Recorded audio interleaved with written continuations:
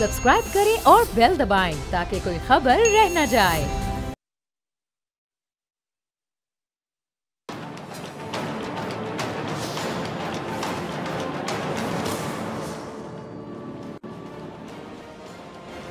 अस्सलामुअलैकुम, मैं हूं डॉक्टर फ़िज़ा खान और मैं हूं पाकिस्तान। इंतखाबात अल्लाह अल्लाह करके हो गए, नताइज भी आ गए। किसी भी जमात को अक्सरियती वोट नहीं मिला, जिसके बायस लेन देन की सियासत का सिलसिला अभी तक जारी है। और कहा जाए कि सियासत इस वक्त बिखरी पड़ी है तो मेरे ख्याल से गलत नहीं होगा। पीपल्स पार्टी को मनाने के बाद अब MQM को मनाने की कोशिशें की जा रही हैं। मामलात लेन देन के तनाज़ात पर अटके हुए हैं और मौलाना फजल रहमान साहब अपनी जगह नाराज बैठे हैं। दूसरी जानिब तहरीक इंसाफ ने इंट्रा पार्टी इंतखाबात का ऐलान दोबारा कर दिया है। इंतखाबात का अब इस टाइम पर क्या फ़ायदा होगा, क्या कुछ हासिल हो पाएगा, इसी सब पे बात करने के लिए मेरे साथ मौजूद मेहमान मौजूद है तहरीक इंसाफ से। शोएब शाह, शुक्रिया ज्वाइन करने के लिए, वक्त देने के लिए। PPP से हमारे साथ मौजूद हैं जी कादिर मंदोखेल साहब, बहुत शुक्रिया सर ज्वाइन करने के लिए। सीनियर एनालिस्ट तजियाकार मुजम्मिल सोहरवर्दी साहब इस प्रोग्राम में साथ देंगे। सर आपका भी बहुत शुक्रिया ज्वाइन करने के लिए। आप दोनों की इजाज़त से मैं शोएब शाहीन साहब से शुरू करना चाहूँगी। शोएब साहब, इस टाइम पे इंट्रा पार्टी इंतखाबात जबकि हुकूमत तश्कील के आखिरी मराहिल में है, तो लोग इस टाइम की मुनासबत से बड़े सवालात उठा रहे हैं। और दूसरा चेयरमैन कौन फिर आपका आ रहा है? देखिए, अभी तो आज मैंने भी मिलने जाना था, लेकिन चूंकि मेरी मसरूफियत थी इलेक्शन कमीशन में, मेरे केसेस आपको पता चल रहे हैं, तो मैं नहीं जा सका। लेकिन मुझे जो इन्फॉर्मेशन थ्रू सोशल मीडिया मिली है कि जफ़र साहब को शायद उन्होंने नॉमिनेट किया है। वो जिसको नॉमिनेट कर देंगे वो इलेक्शन हो जाना है। उसमें फ़ायदा क्या है, नुकसान क्या है? फ़ायदा हमें ये है, ये तो प्रोसेस है, ये इसमें तो हमें रिजर्व सीटें सुन्नी इत्तेहाद कौंसिल में शामिल होकर हमें मिल जानी है। फ़ायदा यह है कि आगे जो ज़िमनी इंतखाबात आने हैं, ज़ाहिर है कुछ लोगों ने, हमारे लोगों ने सीटें छोड़नी है, कुछ लोगों ने दूसरी साइड से छोड़नी है, कुछ सीटें जो है वो वैसे ही वेकेंट थी, 2-3 सीटें।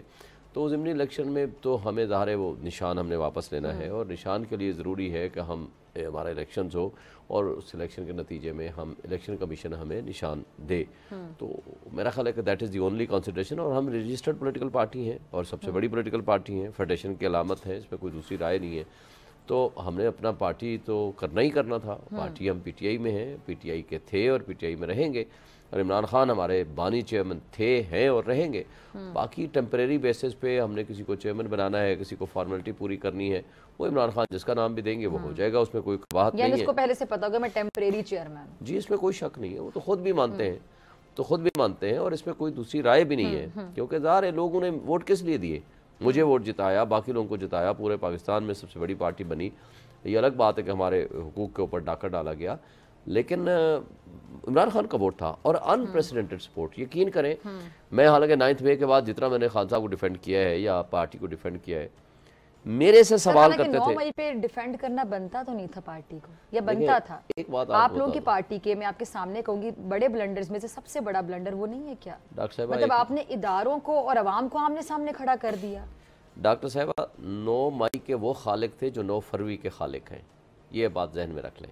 इमरान खान ने क्या कहा था? यानी तहरीक इंसाफ तहरीक इंसाफ ही है ना? तहरीक इंसाफ ये जो 9 फरवरी को ये फ्रॉड और डाका जनी के जरिए, सुन ले, डाका जनी के जरिए, जो डाका जनी के जरिए, अच्छा सुन लेना, डाका जनी के जरिए जिन्होंने हमारे वोट चुराए हैं, जिन्होंने इस मुल्क को तबाही और बर्बादी के नतीजे में पहुंचाया है, वो खालिक हैं। इसलिए सुन लेना आप, एक मिनट देखें, जो पार्टी इलेक्शन में जाना चाहती हो, सुन लेना। अब आप हाउस में पहुंचे हुए थे, तो जो जगह जगह पर जाकर जो एहतजाज कर रहे थे, मुल्क में आग लगा रहे थे, वो लोग कौन थे? वो आप लोगों के लोग नहीं थे जो जेलों में बैठे हुए कौन थे? जो जेलों में बैठे हुए हैं, क्या वो PTI के लोग नहीं थे? शनाख्त के साथ जेलों में बैठे हुए हैं ना। अब आप सुनना नहीं चाहती हैं तो फिर मैं तो नहीं, मैं तो आपको बता रही हूँ जो जेलों में बैठे हुए। अच्छा, आप अपनी बात मुकम्मल करें। ठीक है, आप अपनी बात मुकम्मल करें। इमरान खान ने बहुत मुख्तसर तरीन अल्फाज में एक बात की, वो ये कहा कि आप जुडिशल कमीशन बना लो,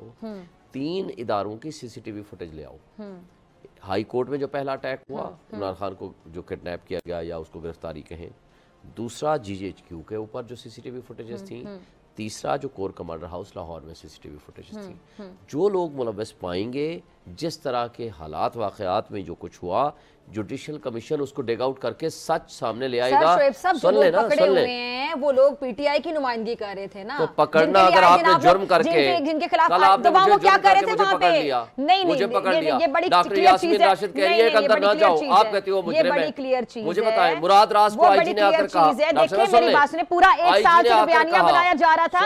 इमरान खान साहब पूरे 1 साल से जो कौम से खिताब करते थे, किन किन को मुखातिब करते थे, किन किन का नाम लेते थे, किन किन के लिए अवाम के और छोटे जिलों में इंतशार भरते थे, वो किसके जेलों में भरते थे?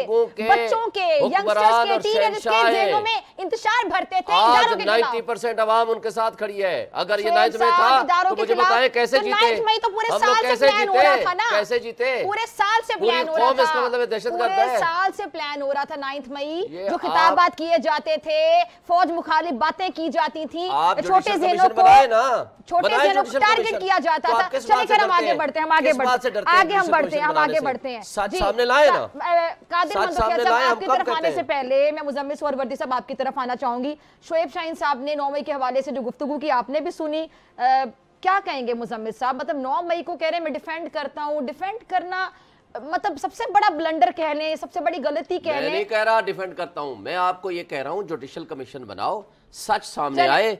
जो खालिक थे 9 मई के, वो 9 फरवरी के खालिक हैं, जिन्होंने उस वक्त जुर्म किए। आज उन्होंने 9 फरवरी को लोगों के हुकूक पे डाका डाला। मसला ये है कि आप लोग इतनी बातें करते हैं, साबित कुछ नहीं ना कर पाते। साबित किसके पास करें? इल्जामात लगाते रहते हैं, पास साबित करें, इल्जामात लगाते। चलिए मुजम्मिल साहब सीनियर तज्जिया करें, उनसे एनालाइज करवाते हैं। ठीक है मुजम्मिल साहब ओवर टू यू। जी मुजम्मिल साहब क्या कहेंगे आप?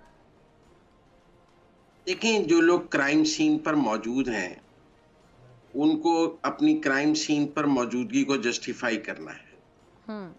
वो कोई रेस कोर्स पार्क तो था नहीं कि सब सैर करने गए हुए थे, या वो कोई, मेरा मतलब है कि कोई एंटरटेनमेंट पार्क पे नहीं थे। वो कौन थे?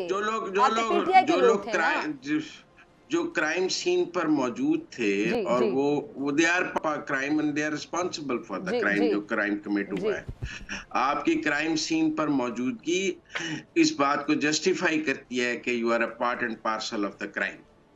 आप अपनी मौजूदगी को, आप या तो आप कहें कि आप मौजूद नहीं थे, मतलब ये तो अजीब बात है कि सब लोगों को इस्तेमाल दिलाकर आप एक वीडियो नहीं ऐसा ना करें। अक्सर हमने लड़ाइयों में देखा है कि एक तरफ आप इशारा कर रहे होते हैं मारी जाओ, दूसरी तरफ वही बंदा छुड़ा भी रहा होता है, नहीं मारे ना। तो ये पॉलिसी क्राइम सीन पर मौजूदगी को जस्टिफाई करना पड़ेगा। जो कोर कमांडर के घर की तोड़फोड़, GHQ के गेट की तोड़फोड़, फैसलाबाद में ISI के हेडक्वार्टर की तोड़फोड़, गुजरांवाला में कंटोनमेंट की वो एक शहर का मामला तो नहीं है। मैं शोएब शाहीन साहब से देखिए, शोएब शाहीन साहब ट्विस्ट कर रहे थे। शोएब शाहीन साहब, मैं आप फर्ज कर लें for the sake of argument, मैं ये मान लेता हूं कि ये वो जो अरेस्ट थी वो इलीगल थी। वो अरेस्ट जो है वो ठीक नहीं थी, खिलाफ कानून थी। तो क्या एक इलीगल अरेस्ट का रिएक्शन वो होगा जो आपने 9 मई को किया है? यहाँ हजारों लोग गैर कानूनी तौर पे गिरफ्तार हो जाते हैं, अगले दिन अदालतों से जाके जमानत लेते हैं, अपनी हिरबत पिटिशन करते हैं अदालत, और अपनी रिहाई के लिए कानून का दरवाजा खटखटाते हैं कि कोर कमांडर के घर को आग लगाते हैं।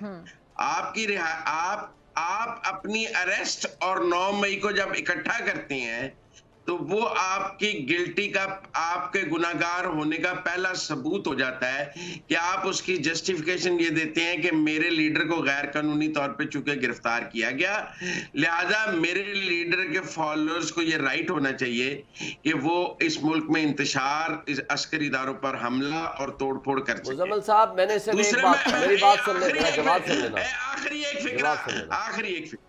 दूसरा, मैं शोएब शाहीन साहब चूंकि कानून में मेरे उस्ताद का दर्जा रखते हैं और मुझे इनके, शोएब शाहीन साहब, कानून मकबूलियत के ताबे है या मकबूलियत कानून के ताबे है? अगर जेल से बैठे कोई कातिल इलेक्शन जीत जाए तो ये उसके बरी होने के लिए एक काबिल जवाब है कि चूंकि उसने काउंसलर का या एमपीए का या एमएनए का इलेक्शन जीत लिया है, लिहाजा उसने जो 6 कत्ल किए हैं वो माफ कर दिए जाएं क्योंकि उसने इलेक्शन जीत लिया है। क्या पाकिस्तान का कानून और आइन ये जवाब कबूल करता है? मुज़म्मिल साहब आपका पॉइंट आ गया, ठीक है।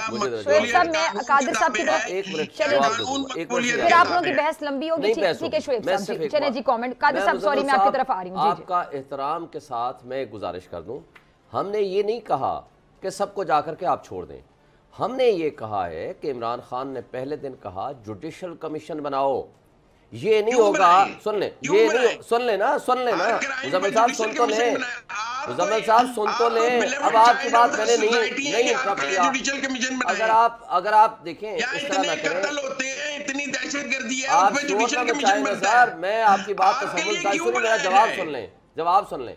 रियासत जब तफरीक करती है, इम्तियाजी सलूक करती है, पार्टी को डिसमेंटल करने की कोशिश करती है और उसको इस्तेमाल करती है पॉलिटिकल विक्टिमाइजेशन के लिए, हम ये कहते हैं कि अगर हमारा लोग कोई मुलव्वस है, let the law has to take its own course, मगर उसके लिए जुडिशियल कमीशन बनाएं, सच को सामने लाएं, उसको पार्टी को डिसमेंटल करने के लिए इस्तेमाल ना करें। इदारे जिस तरह इस्तेमाल हुए, जिस तरह कानून मिसयूज हुआ है, जिस तरह चार दीवारी की पामाली हुई है, इट इज नॉट बेयरेबल। ये है हमारा इतराज। शोएब साहब आगे चलते हैं, ठीक है। कादिर मंदोखेल साहब, यहाँ वीडियोस की बात हो रही है और मामलात की बात हो रही है, आपके खिलाफ भी मुकदमा दर्ज है, आपकी वीडियो भी नजर से गुजरी है, क्या हुआ था, क्या मामला थे वो, पहले जरा ये बताइए, फिर आगे चलते हैं।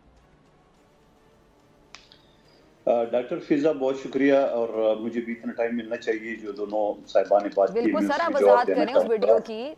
आपको क्या हो गया? पहली बात तो ये कि मुकम्मल टाइम लें। पहली बात ये कि 24 जनवरी को मेरे पार्टी के सेक्रेटरी जनरल और मीडिया सेल के इंचार्ज, अपना इलेक्शन सेल के इंचार्ज सेनेटर ताज हैदर साहब ने इन इलेक्शन कमीशन को खत लिखा और उसमें यह कहा गया कि मेरा हल्का माजी में यहाँ एमक्यूएम के दहशतगर्दों ने 259 अफराद को, मजदूरों को जिंदा जलाया गया, और ये 2 महीने पहले मुस्तफ़ा कमाल साहब ने प्रेस कॉन्फ्रेंस में एक्सेप्ट भी किए कि हमारे लोग हमने बचाना है। और इस हल्के में, मेरे हल्के में 33 जियालों को शहीद किया गया। लिहाजा आप प्रोटेक्शन का ये एहसास जो पोलिंग स्टेशन है UC9 और UC6, उसके लिए आप प्रोटेक्शन का बंदोबस्त करें। कोई जवाब नहीं आया। फिर मुस्तफ़ा कमाल साहब मुख्तलिफ प्रोग्रामों में मुख्तलिफ इनके लोग जो है ना वो अदारों का नाम इस्तेमाल कर रहे थे। फिर डिप्टी कमिश्नर ने जब मीटिंग बुलाई तो मैंने कहा कि आप सीधे साधा नोटिफिकेशन इसका जारी कर दें, ये इलेक्शन पे खर्चा करने की ज़रूरत नहीं है। कोई जवाब नहीं आया। उसके बाद जब इलेक्शन वाले दिन, जहां इलेक्शन का प्रोसेस बड़ा सख्त था, मैं इस चीज़ का एतराफ़ करता हूँ, बहुत अच्छा था, और वो प्रोसेस ऐसा था कि वहाँ पे कोई बंदा एक से ज़्यादा वोट डाल नहीं सकते थे। एमक्यूएम ने माजी के निस्बत जो है ना, माजी में ये पोलिंग स्टेशन पर कब्जा करती थी और फिर वहाँ गन पॉइंट पे सारे बैलेट पर स्टेप लगा के, और उसमें 1-2 घंटे लगते थे। इस मरतबा उनको पता था कि पीपल्स पार्टी की जाली चार्ज है, हमारी जाली जो है ना वो हर पोलिंग स्टेशन के बाकायदा हमने नजर रखी हुई थी, तो लिहाजा वो 1-2 घंटे का काम नहीं हो सकता था। तो उन्होंने लगभग, जो मैं आपको फिगर बता रहा हूँ, कि 1 लाख से ज्यादा वोटों का बंदोबस्त करके, और वो मुख्तलिफ पोलिंग स्टेशन में 4 बजे उनके गुंडा अनासिर ने कब्जा करना शुरू कर दिया। और कब्जा भी ऐसा करना शुरू कर दिया है कि पुलिस भी मौजूद हो, रेंजर भी मौजूद हो, और प्रिजाइडिंग अफसरान और ये सारे लोग मौजूद हो। उसकी मौजूदगी में जिस पोलिंग स्टेशन के सामने मैं गुजर रहा था, MH पोलिंग स्टेशन कहते हैं उसको, वहां पे मुझे लोगों ने बताया कि हमारी खवातीन पुलिस स्टेशन है, और वहां एमक्यूएम के गुंडा अनासिर घुस गए और लोगों ने उनसे वोट भी छीने हैं। जब मैं पहुंचा तो आप एक पार्टी के लोगों को गुंडा अनासिर कह रहे हैं जी। इतने वोट ले गई कराची में एमक्यूएम, इतनी सीटें ले गई, आप क्या चाह रहे हो? मैं मतलब कोर और सख्त अल्फाज अदा करूं कि आपको नहीं पता कराची में सख्त अल्फाज आप बोलेंगे कैसी पार्टी के लिए जिन्होंने कराची में इतनी सीटें ले ली, आप लोगों को लेनी नहीं दी? क्या आपको नहीं पता था कि सीटें उन्होंने ली है वो सबके सामने है। सर बस जो सीटें आपने ली वो सही है, बाकी जिसने ली है वो सबके सामने है। शोएब साहब आप ले आए फॉर्म 45, जहाँ पे आप लोग जीते हैं बस वहाँ सही है, जहाँ पे आप नहीं जीते बस वहाँ पे फॉर्म 45 ले आए, वो रिजल्ट है। देखें फॉर्म 45 रिजल्ट कहलाता है। आप ले आए, आप सच सामने आ जाएगा। डॉक्टर फिजा, ये तरीका नहीं है। जी कादिर साहब, सॉरी जी, आप कंटिन्यू करें। आप मुझे जवाब ही नहीं दे रहे। कादिर साहब आप प्लीज कंटिन्यू। शोएब साहब कुछ कमेंट कर रहे थे। जी प्लीज कंटिन्यू। हाँ तो इस तरह ना करें ना, आप अपने बारी कादिर साहब आपसे तो हमें वैसे डर लगता है उस वीडियो के बाद, आप प्लीज कंटिन्यू। नहीं, वो डर लगना चाहिए कि जहाँ आप उसूल की खिलाफ वर्जी कर रहे हैं तो डर तो लगना चाहिए हर आदमी को, ठीक है जी जी। अच्छा, उसके बाद जब 4 बजे मुझे इतला पहुंची और मैं जिस पोलिंग स्टेशन पे गया वहाँ पे तो मुस्लिम लीग नून का UC 11 का वाइस चांसलर दीन मोहम्मद लगारी और उनके लोग और हमारे लोग बैलेट पेपर छीने हुए और वो मीडिया को दिखा रहे थे। तो मैंने उनसे पूछा, 4:30 बजे का टाइम था, अंदर से दरवाजे बंद थे, पोलिंग का टाइम है 5 बजे तक, रेंजर्स भी खड़ी है, पुलिस भी खड़ी है। बाबा आपने रेंजर्स से बात की, पुलिस से पूछने का वाला, हमने कहा हम कुछ नहीं कर सकते। उसके बाद हमारे जो लोग वहाँ पे थे, मैं इतना बेशरम तो नहीं हो सकता हूँ कि हमारी बहनें, हमारी लेडीज अंदर या कमाल लो, और ये जो आप कहते हैं गुंडाना बोलूँ तो दहशतगर्द बोलूँ, कातिल बोलूँ, क्या बोलूँ, असले समेत जो लोग अंदर गए, तो मैं क्या टेलीफोन और व्हाट्सएप के खुलने का इंतजार करता, क्या चीफ जस्टिस का अदालत खुलने का मैं इंतजार करता और अपनी बहनों को अंदर छोड़ता? तो मैं जैसे अंदर गया वहां पे बैलेट बॉक्स जो ना वो खुले हुए थे और उनके लोग जूते छोड़ के भाग गए। ये वो मुस्तफा कमाल है जिसने कहा कि मैं पीपल्स पार्टी को आधे घंटे में खत्म कर सकता हूं, और वो उनके जो लोग थे असला समेत वो जूते छोड़ के भागे वहां से। और वहां पे उसके बाद इलेक्शन कमीशन ने मुझे नोटिस किया, DRO ने, RO ने, प्रिजाइडिंग अफसर ने और इलेक्शन कमीशन सिंध ने बाकायदा पिछले महीने की 15 तारीख को मुझे नोटिस आया, मैं गया तो बाकायदा उन्होंने जवाब दाखिल किए कि ऐसा कोई तोड़ फोड़ हुआ ही नहीं, वो वीडियो थी, एडिटेड थी। आपको पता है ये इस काम में बड़े मास्टर है MKM वाले। उसके बाद जाके एक हफ्ते के बाद यानी 16 तारीख को प्रिजाइडिंग अफसर को उठा के जबरदस्ती थाने में जो ना FIR कटाई मेरे खिलाफ, जबकि मेरे पहले दिन मेरे पार्टी का सेक्रेटरी जनरल का जहां खवातीन जबरदस्ती वोट डाल रहे हैं, जहां इनके लोग अंदर जा रहे हैं, वो सारी वीडियो मैंने इलेक्शन कमीशन को और मुतल्लिका थाना मदीना कॉलोनी बल्दिया टाउन को मैंने दरखास्त जमा की थी। अच्छा, आपके मुताबिक एक जमात गुंडा जमात है और आपने कहा कि आपने बड़ा हाथ हल्का रख के लफ्ज बोला, आप इससे ज्यादा सख्त लफ्ज बोलना चाहते थे, अब उसी के साथ आप लोग विफाक में बैठेंगे उसी जमात के साथ? मैं इनको गुंडा मतलब नहीं कह रहा हूं। उसूलों पे आप लोग कॉम्प्रोमाइज कर लेते हैं हुकूमत बनाने के लिए, कुछ समझ नहीं आ रही ना, थोड़ा एक्सप्लेन कर दें। आपने सवाल किया, सुन लीजिए। जी जी, आप गुंडा जमात कह रहे हैं MKM को, और MKM पीपल्स पार्टी नून लीग इकट्ठी बैठेगी पार्लियामेंट। जी जी, आपने बहस करना है या आपने सवाल जवाब करना है, वो पहले तय कर ले। जी कादिर साहब प्लीज। दूसरी बात ये कि ये मैं नहीं कह रहा हूँ, ये मुस्तफा कमाल साहब ने कहा कि अल्ताफ हुसैन दहशतगर्द है, ये मुस्तफा कमाल साहब ने कहा कि खालिद मकबूल सिद्दीकी जो MKM का सरबराह है वो रॉ का एजेंट है और बाकायदा लोगों को बेच रहे हैं। ये मैं नहीं कह रहा हूँ। मुस्तफा कमाल ने कहा कि जो 259 मजदूरों को जिंदा जलाए गए वो हमारे लोग, हमने बचाना है। और ये मुस्तफा कमाल ने कहा कि अगवा बरे तावान कत्ल गारत ये MKM का सिग्नेचर है। तो मेरी बहन, मैंने क्या कहा अपनी तरफ से? मैं तो उन्हीं की बातें रिपीट कर रहा हूँ। अब दूसरी तरफ आप आइए, जो सवालात शुएब शाहीन साहब ने नहीं छोड़ा, आप मुझे बताओ कि आज खबर आई है कि इमरान खान साहब IMF को खत लिख रहे हैं। अच्छा, आप मुझे बताओ 9 मई के बाद वो IMF को खत लिख रहा है, ये पाकिस्तान को कहाँ ले जा रहा है? मुझे एक बात बताएं। दूसरी बात, शुएब शाहीन साहब वकील है, ये जरा मुझे बता दे, ये जुडिशल कमीशन पे इनका ज्यादा जोर है, ये जो पूरा पाकिस्तानी मीडिया ने इनकी लोगों को दिखा है, जो चढ़ाई कर रहे थे, जो शोदा के मुजस्मे तोड़ रहे थे, जो जिना हाउस, कोर कमांडर हाउस वगैरह वगैरह पे वो चढ़ाई कर रहे थे, वो दी है। क्या ये शुएब शाहीन साहब ये बता सकते कि जियो फेंसिंग एक टेक्नोलॉजी है, उसके जरिए ये सारी चीजें नहीं आ सकती है? क्या शुएब शाहीन ये बता सकते हैं कि वहां पे क्राइम सीन जो मुहतरम ने बात की मुजम्मिल साहब ने, वो काफी नहीं है? क्या इनकी बयानात जो उन्होंने दिए हैं लोगों को उकसाने के लिए, क्या मुझे ब्रेक का कहा जा रहा है, ब्रेक के बाद शुएब साहब से इन बातों का जवाब लेंगे। ठीक है, ठीक है, ब्रेक के बाद मेरे साथ मौजूद है, आपसे मुलाकात होगी शॉर्ट ब्रेक के बाद।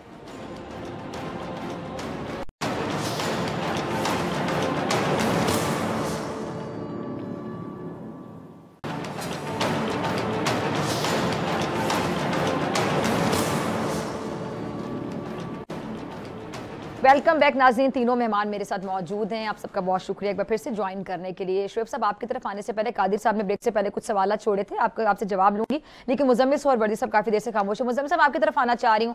मुजम्मिल साहब, जैसा कि समझ आ रही थी कि पीपल्स पार्टी और नून लीग के मामला तय हो जाएंगे और आइनी ओहदे जो कि पीपल्स पार्टी की जानिब से मांगे गए, वजारतें वो नहीं चाह रहे थे, वज़ीर आज़म नून लीग का होगा और वो नवाज शरीफ से ज़्यादा शहबाज शरीफ साहब होंगे, ये सारी चीज़ें क्लियर हो गई, सदर जरदारी साहब होंगे। आगे क्या देख रहे हैं आप? मौलाना साहब बड़े नाराज़ हैं, हैं, उनके हाथ इस बार भी कुछ नहीं आया। और जिस भी पार्टी से बात करें, खा वो पीपल्स पार्टी हो, खा वो नून लीग हो, बड़ी पार्टियों में, तो वो कहते हैं नहीं मौलाना साहब हमारे लिए बड़े काबिल एहतराम हैं, बड़े ज़ीरिक सियासतदान हैं। लेकिन क्या वजह होती है कि मौलाना साहब सबके काम भी आ जाते हैं, सब पीडीएम जब बनी थी आपको याद होगा, लेकिन एंड में मौलाना साहब के हाथ कुछ नहीं आता और वो फिर गमो गुस्से का इजहार करते फिरते नजर आते हैं, कभी सड़कों पर, कभी टीवी चैनल के इंटरव्यूज में। क्यों मुजम्मिल साहब ऐसा क्यों हो जाता है? देखिए जो इलेक्शन है ना, ये सब ने अपना अपना लड़ना होता है और इन दी एंड पार्लियामेंट में आके आपको अपनी न्यूमेरिकल स्ट्रेंथ पर ही कुछ मिलता है। जो न्यूमेरिकल स्ट्रेंथ मौलाना 8 फरवरी को लेकर आए हैं, उन्होंने उसी न्यूमेरिकल स्ट्रेंथ पर अपनी अगली पॉलिटिक्स करनी है। अगर वो न्यूमेरिकल स्ट्रेंथ वीक है तो उनकी पार्लियामेंट्री पॉलिटिक्स में उनका वजन कमजोर है, और अगर वो तो कहते हमारे वोट पे डाका डाला तो जा रहा है और पता नहीं कब से डाला जा रहा है। कल राशिद सोमरो साहब मेरे साथ बड़ी बहस करके गए प्रोग्राम में कि पता नहीं कब से हमारे वोट पे डाका डाला जा रहा है। फिर मैंने कहा कि जो लोग आपके वोट पे डाका डालते रहे हैं, आप उन्हीं के साथ भी पार्लियामेंट में जाके बैठते रहे हैं, आप मुसलसल पार्लियामेंट में बैठते रहे हैं। देखिए मैं आपके इस मौक़िफ़ का हामी नहीं हूँ। जी जी। ये जो पार्लियामेंट है, यहाँ आपने अपने मुखालफिन के साथ बैठना होता है और पार्लियामेंट एक ऐसी जगह है जहां आप अपने मुखालफिन के साथ डायलॉग भी करते हैं, जहां आप अपने मुखालफिन के साथ मिलकर मुल्क को चलाने का रास्ता भी बनाते हैं। अगर हम ये कहें कि आप अपने मुखालफिन, आपकी इजाजत से, आप बड़े हैं, सीनियर हैं, आपका बड़ा एहतराम है, आप किसी हद तक बिल्कुल दुरुस्त कह रहे हैं, लेकिन मैं कहना ये चाह रही हूँ कि जैसे 16 महीने हमने हुकूमत देखी, पीपल्स पार्टी नून लीग एक पेज पर थे, बाकी पार्टियां भी इनके साथ थी, 13 जमातें इकट्ठी थी, लेकिन जैसे इंटरिम सेटअप आया तो हमने देखा कि दोनों जमातें एक दूसरे के बारे में ऐसे ऐसे कमेंट्स करना शुरू हो गई, खासतौर पे पीपल्स पार्टी की जानिब से नून लीग पे तनकीद, नून लीग से आगे से इनका जवाब पत्थर से आने लगा, फिर दोबारा एक पेज पर आ गया। चले एक पेज पर जब आना होता है फिर तनकीद पे थोड़ा सा हाथ हल्का रख दें, एक दूसरे को इस तरह की तनकीद शुरू कर दी जाती है कि फिर अवाम इतनी जल्दी भूल जाए। नहीं, उस तनकीद की एक कीमत है कि आज पीपल्स पार्टी कैबिनेट में बैठने की पोजीशन में नहीं है। पीपल्स पार्टी आपका ख्याल है किसी खुशी से कह रही है कि मैं कैबिनेट में, जो इलेक्शन कैंपेन में उन्होंने जुबान इस्तेमाल की है, उसके बाद बिलावल के लिए ये पॉसिबल नहीं है कि वो मुस्लिम लीग नून के साथ कैबिनेट में बैठ जाए। तो फिर एक चीज समझाए ना, आप कह रहे हैं कि बिलावल के लिए मुश्किल है उस कैंपेन की वजह से उनके साथ बैठना नून लीग के साथ, तो पहले से नजर आ रहा था। आप जैसे सीनियर तजियाकार भी कह रहे थे कि मखलूत सेटअप ही नजर आता है, सादा अक्सरियत नजर नहीं आती है, तो इनको तो अंदाजा होना चाहिए था कि हमें साथ इकट्ठे बैठना पड़ सकता है, क्योंकि सादा अक्सरियत शायद किसी के पास ना आए। देखिए, आप ट्राई तो करते हैं कि आपको आ जाए। अब इस बुनियाद पे अगर हमारा तज्जिया था तो क्या सियासी जमातें इलेक्शन लड़ना छोड़ देती? हर कोई अपनी सादा अक्सरियत लेने के लिए कोशिश कर रहा था और एक कॉन्टेस्ट था, हर कोई जीतने के लिए मैदान में मौजूद था। अब हम तज्जिया निगार कह रहे थे आपने जीत सकते तो वो इलेक्शन ना लड़ते, ये कह करके तज्जिया निगारों ने कह दिया कि आप जीत नहीं सकते। मौलाना साहब के बारे में जरा, मौलाना साहब इतने गुस्से में जो हैं, मौलाना साहब के बारे से मैं चाहती हूँ कि जरा अंदर की खबर दे दें। नहीं, मेरा ख्याल है मौलाना साहब का जो गुस्सा है, देखिए मौलाना साहब कह रहे हैं केपी में धांधली हुई है, वो ये तो नहीं, उनका मौक़िफ़ है कि केपी और सिंध में धांधली हुई है। उनको धांधली का एतराज कोई पंजाब में तो है नहीं कि मुस्लिम लीग नून ने उनके साथ धांधली कर दी है। उनको ये एतराज तहरीक इंसाफ पर है कि तहरीक इंसाफ ने उनके साथ धांधली की है और पीपल्स पार्टी से है, और वो अपने तहफ़्फ़ुज़ात का और धांधली का ऐलान कर रहे हैं, और तहरीक इंसाफ उनके पास गई भी है, उनको मिलने भी गई है। तहरीक इंसाफ से उनको तहफ़्फ़ुज़ात है कि तहरीक इंसाफ और मौलाना साहब तो एक दूसरे की तारीफें करने पर भी आ गए हैं। शुएब साहब से पूछूंगी जरा, तो मौलाना साहब से इतनी मोहब्बत है। देखिए मैं इसको बुरा नहीं समझता, पहली बात, ठीक है, मैं तो बल्कि समझता हूँ कि तहरीक इंसाफ को पाकिस्तान की तमाम सियासी इकाइयों के साथ बैठने के हालात बनाने चाहिए। मैं उनके मौलाना के साथ मिलने को पॉजिटिव जाते हैं। शोएब शाहीन साहब, देखिए अब यही सवाल कि आप लोग हुकूमत किसी के साथ बैठ के बना सकते थे पीपल्स पार्टी के साथ, लेकिन आप लोग हमने अपोजिशन में बैठना है। देखिए मैडम, बात ये है, पब्लिक के सामने डाका जनी हुई है, जिसको इंटरनेशनल मीडिया, इंटरनेशनल वर्ल्ड, आपका नेशनल मीडिया सब कुछ बता रहा है। अब जिसने डाका जनी की है दिन दिहाड़े और वो सीटें अवाम का मैंडेट छीना है, अब हम डाकू को कहें डाकू भाई मेहरबानी करो, हमारे इसमें से थोड़ा सा हिस्सा माल हमें भी वापस कर दो, ये कुछ सूट करता है? उनको लेजिटिमाइज करने की मुतरादिफ है, ये नहीं उनको जायज कराने का मुतरादिफ है कि जो कुछ उन्होंने लूटा है वो दुरुस्त लूटा है। तो अभी आप लोग अपोजिशन बेंचों पे बैठेंगे? अगर हमारी सीटें पूरी नहीं होंगी तो नेचुरली हम बैठेंगे, लेकिन हम इलेक्शन कमीशन में मौजूद है। सब कुछ कहने में कादिर साहब की अपनी बात मुकम्मल कर लो। देखिए चलिए उनका पॉइंट ले लेते हैं, फिर यहीं से आपकी तरफ ही आती हूँ। जी जी मुजम्मिल साहब जल्दी से, फिर कादिर साहब की तरफ जाना है। जी मुजम्मिल साहब। देखिए शोएब शाहीन साहब ये कह रहे हैं कि जिन्होंने हमारे मैंडेट पर डाका डाला है हम उनके साथ नहीं बैठ सकते। ये इनकी स्टैंडर्ड पोजीशन है। ठीक है। शोएब शाहीन साहब, आपकी जमात ने 2014 में 129 दिन का धरना दिया धांधली के ऊपर, एक जुडिशियल कमीशन बनाया, उसकी रिपोर्ट बाद में आई, आपने माफी मांगनी थी, आप लोगों ने माफी नहीं मांगी, जुडिशियल कमीशन ने आपको गलत लिखा, उन्होंने कहा आपके इल्जामात गलत हैं धांधली के। 2018 के इलेक्शन में पूरी कौम चीखती रही कि आरटीएस बैठ गया, आरटीएस बैठ गया, आपकी हुकूमत बन रही थी, आपने जुडिशियल कमीशन बनाया। ठीक है, दोनों का जवाब दे जवाब देने दें आप जल्दी से। आप में इतनी इखलाकी जुर्रत थी कि आप कहते कि यार जिस इलेक्शन के नतीजे में हम भी जीते हैं, अगर उसमें आरटीएस बैठ गया तो हम उस पर भी जुडिशियल कमीशन बनाएंगे। एक मिनट सर, मैं बात जवाब ले लेते हैं। जवाब सुन लें। मुज़फ़्फ़र साहब ठीक है, आपने जो आपके पॉइंट, वज़ीर आज़म बन गए, पहली बात तो ये है मैंडेट चोरी करके आप और आज आप जज्बाती ना हो ना, आप किसी पार्टी की नुमाइंदगी ना करें, जज्बाती ना हो, आराम से बात करें, सुन ले जवाब सुन ले। पहली बात तो ये है कि जो कमीशन ने कहा, उसने कहा ऑर्गेनाइज धांधली नहीं हुई, और धांधली हुई उसको माना, उन्होंने कहा और इतनी ऑब्जर्वेशंस दी, एक एक हल्के के मुतालिक उन्होंने बताया कि धांधली को एडमिट एंड एस्टेब्लिश करके उन्होंने कहा ऑर्गेनाइज धांधली नहीं हुई, और आप हमें कह रहे हो ये करें। और उसका निचोड़ ये है कि उन्होंने कहा ईवीएम सिस्टम में जाओ। जब हमने ईवीएम सिस्टम बना दिया, इन चोरों ने आकर उसको चेंज कर दिया।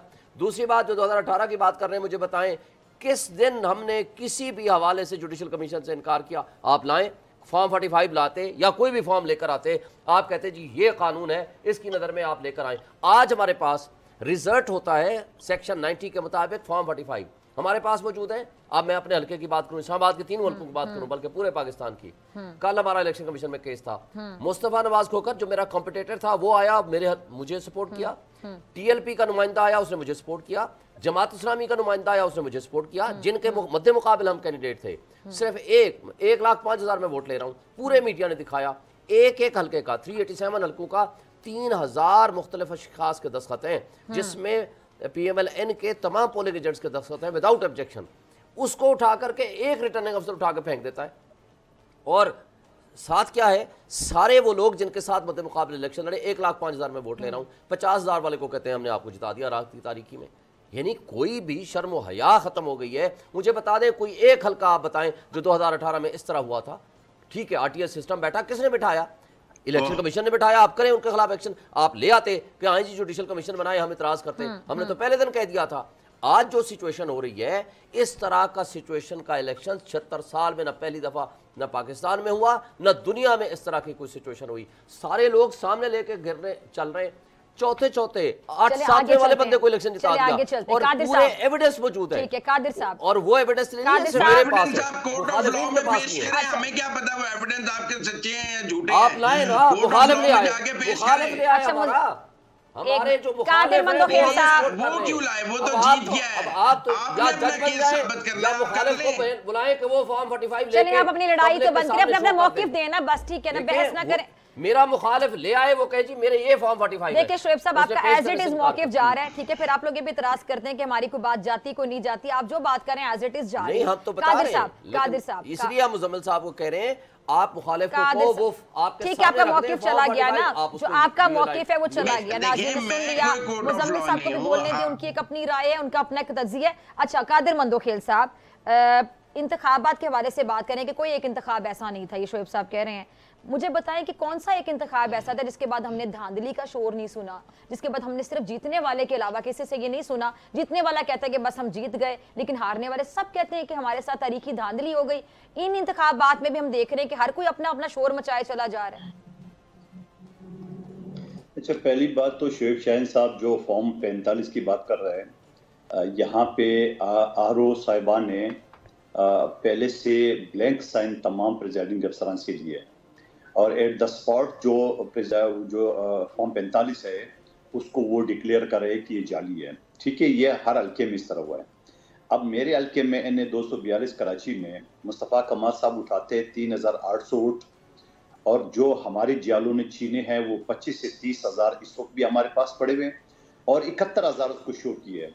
आप मुझे बता दें कि इलेक्शन कमीशन के पास में मुझे जो बुलाया था 15 तारीख को मैं गया था, मैंने टेबल के ऊपर रखा, मैंने कहा ये वोट मैं क्या करूंगा?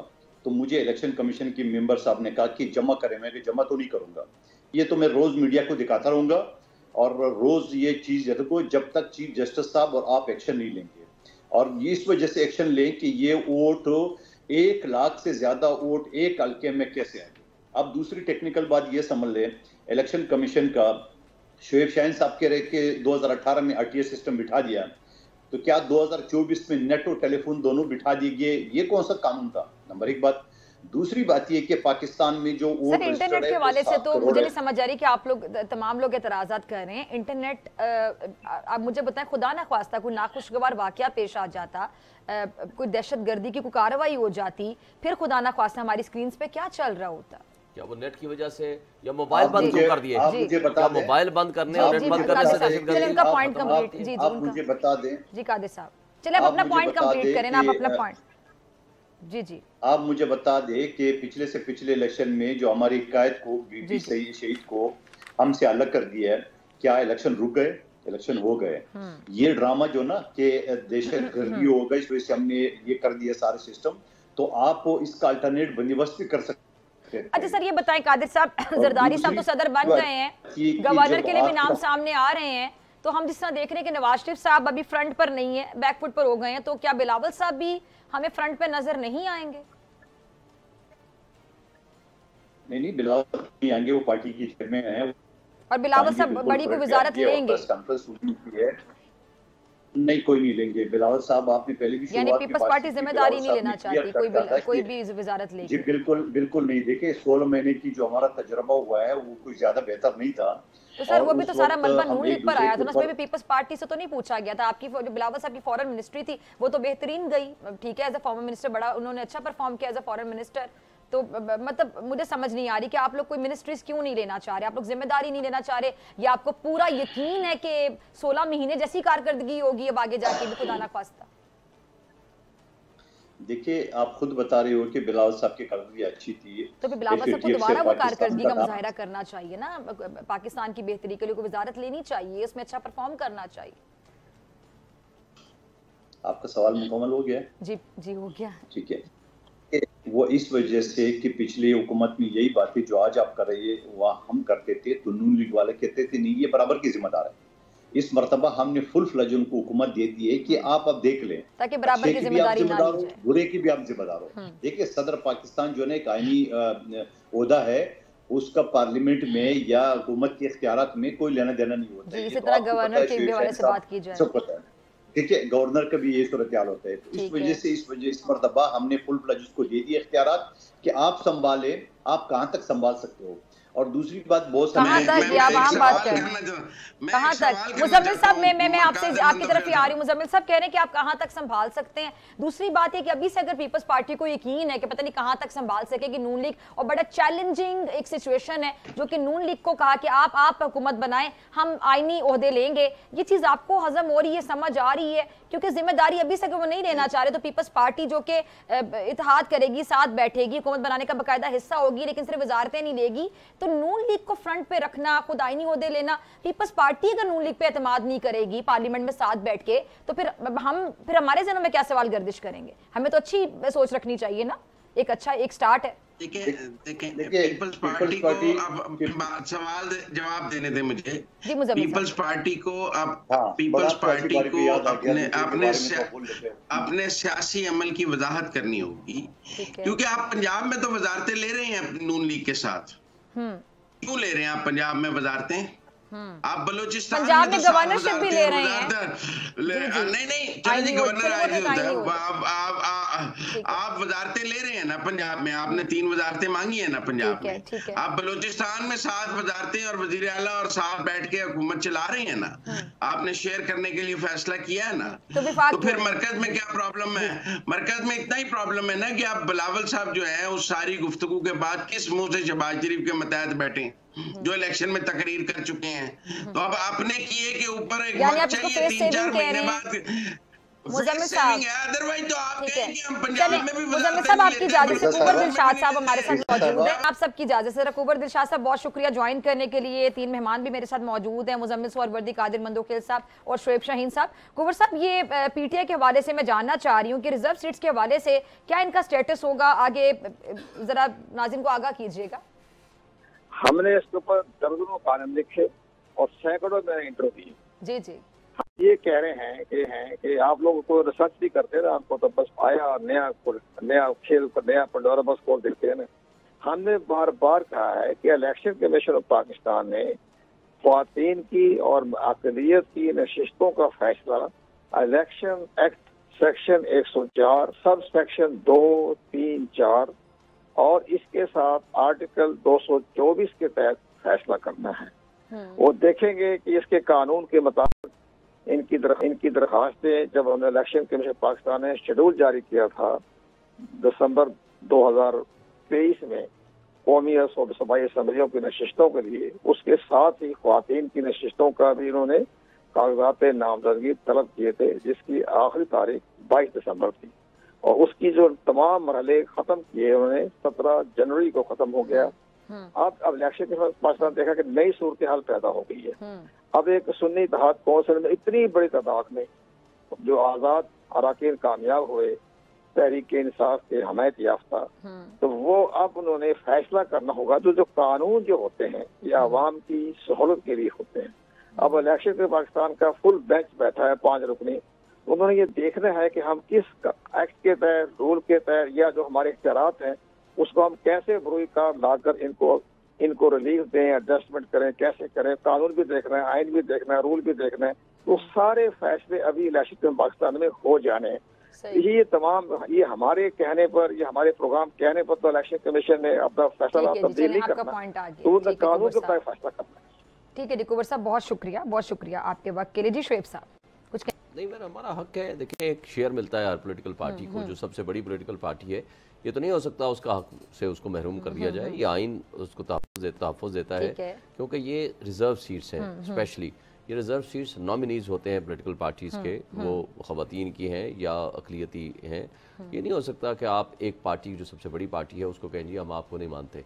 और आपको याद होगा कि पंजाब में जो लोटे बने थे 25, उनमें से 20 पे तो इलेक्शन हुआ था, 5 रिजर्व सीट्स वाले थे, उनको फिर इलेक्शन कमीशन ने कहा जी हमें आप नाम दे दो। फिर हमने उनको नाम दिया, वो सिर्फ सब्स्टिट्यूट हो गए, वो हमारी पार्टी से ख़त्म हो गए, वो हमारे नए लोग आ गए। तो इसलिए इसके ऊपर कोई अभाम नहीं है और हम उम्मीद रखते हैं कि इलेक्शन कमीशन फेयरली चलेगा और फेयरली जो हमारा हक बनता है, वो जो कौम का हक बनता है, वो उनको मिलेगा। ठीक है जी, मुजम्मिल साहब आपका लास्ट कमेंट।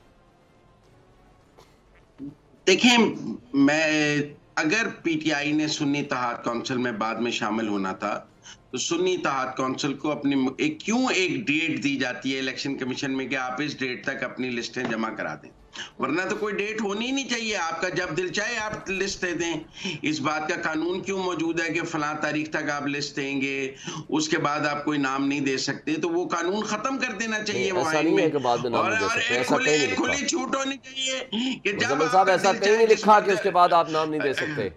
ये कहीं नहीं लिखा उसके बाद नाम नहीं दे सकते। और आपने सुने ना, इसकी वजह थी पीटीआई को उस वक्त जिस वक्त हमने नॉमिनेशन फॉर्म जमा करा रहे थे उससे पहले हमारा राइट था, मगर सब्सिक्वेंटली वो चेंज कर दिया उन्होंने और वो बल्ले का निशान वापस ले लिया गया। फॉर दैट पर्पज हमें इंडिपेंडेंट डिक्लेयर कर दिया। ये तो हमने लीगल कवर लेने के लिए हमने सुन्नी इत्तेहाद काउंसिल में शामिल हुए ना, और वो भी हमारे साथ जाती हुई, आवाम के साथ जाती हुई। और कानून में ये कहीं नहीं है कि आप उसी दिन जो देंगे आप उसको चेंज नहीं कर सकते। ऐसा कोई कानून नहीं। मेरी राय है कि आप कोई नई लिस्ट नहीं दे सकते अगर आपके नाम मौजूद हैं। अगर सुन्नी इत्तेहाद काउंसिल ने कोई लिस्ट दी है तो होगा। मेरी इत्तला में उन्होंने कोई लिस्ट नहीं दी हुई।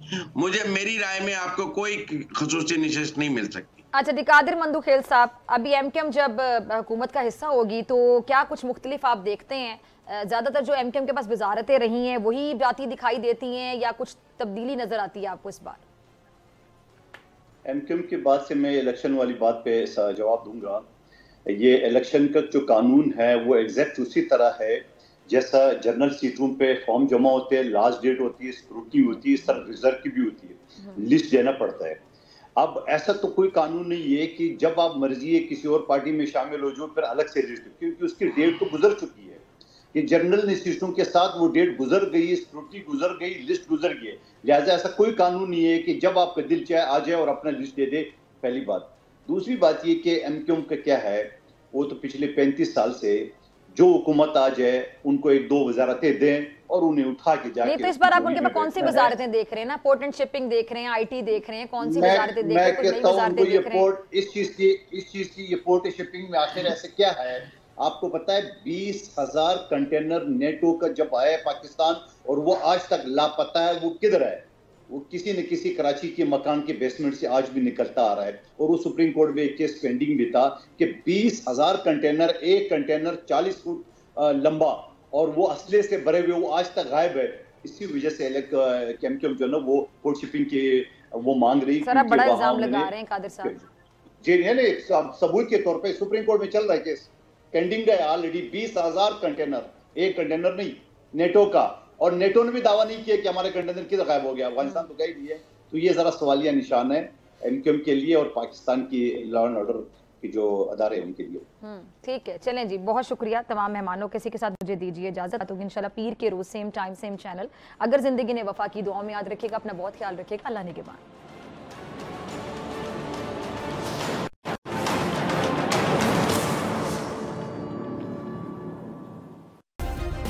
सब्सक्राइब करें और बेल दबाएं ताकि कोई खबर रह न जाए।